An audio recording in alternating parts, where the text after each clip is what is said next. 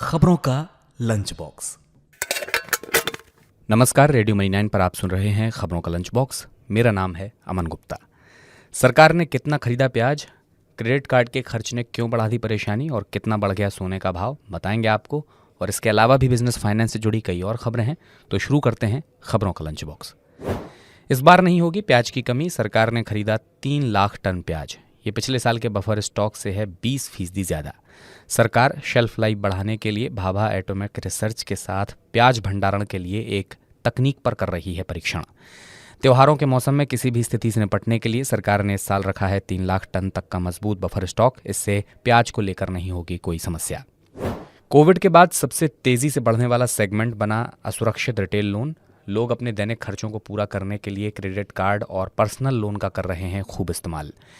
Credit card का इस्तेमाल बढ़ने के साथ ही इसमें एनपीए यानी डूबा कर्ज भी खूब तेजी से बढ़ा। इस साल मार्च में क्रेडिट कार्ड पर एनपीए 0.66% बढ़कर हुआ 2.94%। ट्रांस यूनियन सिविल के मुताबिक सबसे तेजी से बढ़ा क्रेडिट कार्ड और पर्सनल लोन में डूबा कर्ज। आरबीआई पहले ही अनसिक्योर्ड लोन की बढ़ती डिमांड पर कर चुका है अपनी चिंता जाहिर। ऐसे में ताज़ा आंकड़ा है बेहद चिंताजनक। वित्त मंत्री निर्मला सीतारमण ने वित्तीय अपराधों, धन शोधन से निपटने और क्रिप्टो मुद्राओं समेत तमाम परिसंपत्ति वर्गों के बारे में जानकारी साझा करने के लिए वैश्विक ढांचे को और मजबूत बनाने पर दिया जोर। उन्होंने कर चोरी, भ्रष्टाचार और धन शोधन से निपटने पर G20 की उच्च स्तरीय कर संगोष्ठी को संबोधित करते हुए भरोसा जताया कि G20 कानून प्रवर्तन क्षमता को बढ़ाने में तमाम देशों की सहायता रखेगा जारी। सीतारमण ने कहा कि G20 की अध्यक्षता के तहत भारत ने OECD के सहयोग से दक्षिण एशियाई क्षेत्र में कर और वित्तीय अपराध जांच की क्षमता विकसित करने का उठाया है बीड़ा। भारत G20 की बैठक में संबंधित देश में अतिरिक्त लाभ कमाने वाली बहुराष्ट्रीय कंपनियों पर कर बढ़ाने का प्रस्ताव करेगा पेश और इस पर समूह के साझेदार देशों का प्राप्त करेगा समर्थन। गुजरात में वित्त मंत्रियों और केंद्रीय बैंकों की बैठक में लंबे समय से प्रस्तावित वैश्विक कॉरपोरेट कर को दुरुस्त करने पर हो सकती है प्रगति, लेकिन G20 के सदस्य देशों जैसे ऑस्ट्रेलिया और जापान इस आशावादी कदम पर डाल सकते हैं असर। अनुमान है कि 140 से ज़्यादा देश 2021 के समझौते को अगले साल से लागू करना कर सकते हैं शुरू। अमेरिकी डॉलर के 15 महीने के निचले स्तर पर जाने के बाद अमेरिकी फेड रेट बढ़ोतरी के तनाव में कमी के कारण पिछले हफ्ते के आखिरी कुछ सत्रों के दौरान सोने की कीमतों में आया जोरदार उछाल। सोमवार सुबह सौदों में घरेलू और अंतर्राष्ट्रीय बाजार में सोने में देखी गई कुछ मुनाफा वसूली।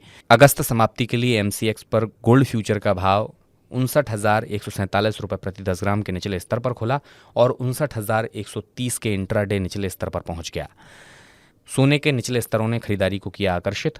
अंतर्राष्ट्रीय बाजार में $1953 प्रति औंस के स्तर के आसपास चल रही हैं सोने की कीमतें। देश में कोयला से गैस ईंधन के उत्पादन को बढ़ावा देने के लिए सरकार 6,000 करोड़ रुपए की योजना लाने पर कर रही है विचार।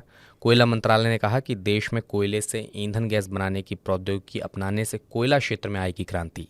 इससे नेचुरल गैस, मेथनॉल और दूसरे जरूरी उत्पादों के इंपोर्ट पर घटेगी निर्भरता।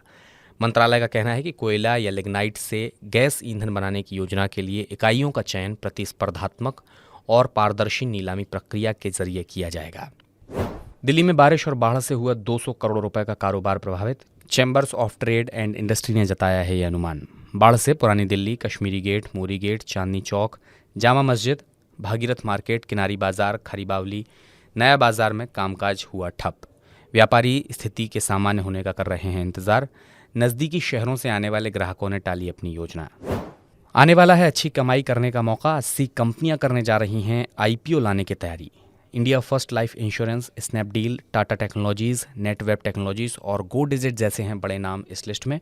पिछले 3 महीनों से IPO बाजार में है तेजी।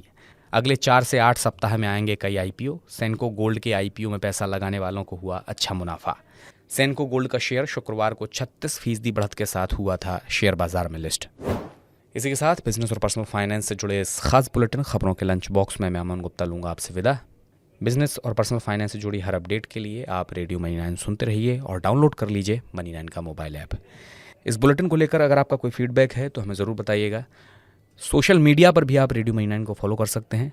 अब फिलहाल ख्याल रखिए, चलता हूँ, नमस्कार। खबरों का लंच बॉक्स।